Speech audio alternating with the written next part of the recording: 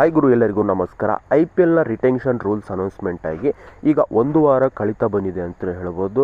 ಈಗ ಎಲ್ಲ ಟೀಮ್ಗಳು ಚರ್ಚೆ ಮಾಡ್ತಿರೋದು ನಾವು ಯಾರನ್ನ ರಿಟರ್ನ್ ಮಾಡಬೇಕು, ಎಷ್ಟು ಜನ ರಿಟರ್ನ್ ಮಾಡಬೇಕು, RTMನ ಆಕ್ಷನಲ್ಲಿ ಹೇಗೆ ಯಾರ್ಯಾರನ್ನ ಪಿಕ್ ಮಾಡಬೇಕು ಅನ್ನೋ ಯೋಚನೆಗಳು ಕೂಡ ನಡೀತಾ ಇದೆ ಅಂತ ಹೇಳ್ಬೋದು.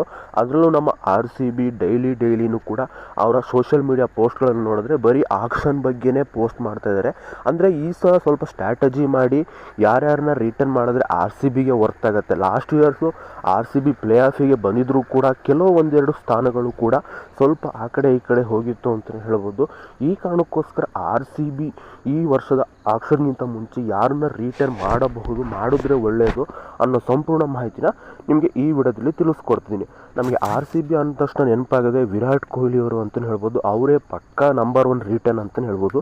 ಇದಾದ ನಂತರನೇ ಕನ್ಫ್ಯೂಷನ್ ಇರೋದು ಅಂತ ಹೇಳ್ಬೋದು. ಯಾಕಪ್ಪ ಅಂದರೆ ಈ ವರ್ಷದ ರಿಟೆನ್ಷನ್ ಬೇಸ್ ಪ್ರೈಸೇ 18, 14, 11, ಮತ್ತೊಮ್ಮೆ 18, 14 ಇದೆ ಅಂತ ಹೇಳ್ಬೋದು. ಅನ್ಕ್ಯಾಪ್ಡ್ ಪ್ಲೇಯರ್ 4 ಕೋಟಿ.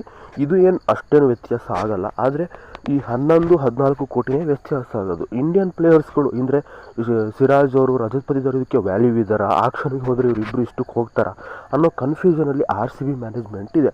ಈ ಕಾರಣಕ್ಕೋಸ್ಕರ ರಜತ್ ಪತಿದಾರ್ ಮತ್ತು ಮೊಹಮ್ಮದ್ ಸಿರಾಜ್ನ ರಿಟರ್ನ್ ಮಾಡಬೇಕಾ ಅಥವಾ RTMಲ್ಲಿ ಬೈ ಮಾಡಬೇಕಾ?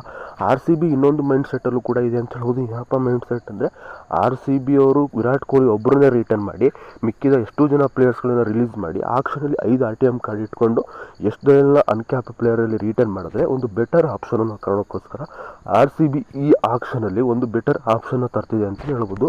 ಇದು RCBಯ ಒಂದು ಆಫ್ ದ ಸ್ಟ್ರಾಟಜಿ ಆಗಿದೆ ಅಂತ ಹೇಳ್ಬೋದು. ನಿಮಗೆ ಅನಿಸುತ್ತೆ ವಿರಾಟ್ ಕೊಹ್ಲಿ ಒಬ್ಬರನ್ನ ರಿಟರ್ನ್ ಮಾಡಿ ಮಿಕ್ಕಿದ ಎಲ್ಲರೂ ರಿಲೀಸ್ ಮಾಡಿದ್ರೆ ಯಾವ ರೀತಿ ಇರುತ್ತೆ ಟೀಮ್ ಸ್ಟ್ರಾಟಜಿ ಅನ್ನೋ ಕಮೆಂಟ್ನ ಮಾಡಿ. ಇದಿಷ್ಟು ಇವತ್ತು ಈ ವಿಡಿಯೋ ಲೈಕ್ ಮಾಡಿ, ಶೇರ್ ಮಾಡಿ. ಬಾಯ್ ಸ್ನೇಹಿತರೆ.